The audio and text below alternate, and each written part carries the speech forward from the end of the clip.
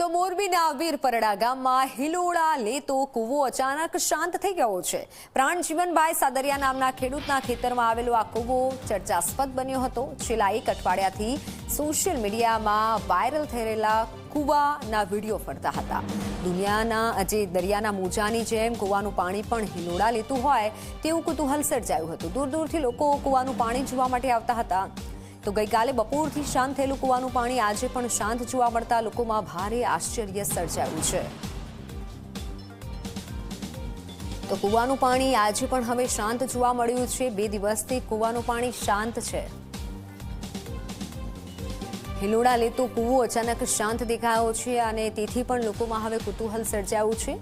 વીરપરડા ગામે આ રીતે કૂવાનું પાણી હિલોળે ચડ્યું હોય તેવા વિડીયો સામે આવ્યા હતા। તેવી એક ઘટના બની હતી, પણ હવે પાણી શાંત થયું છે।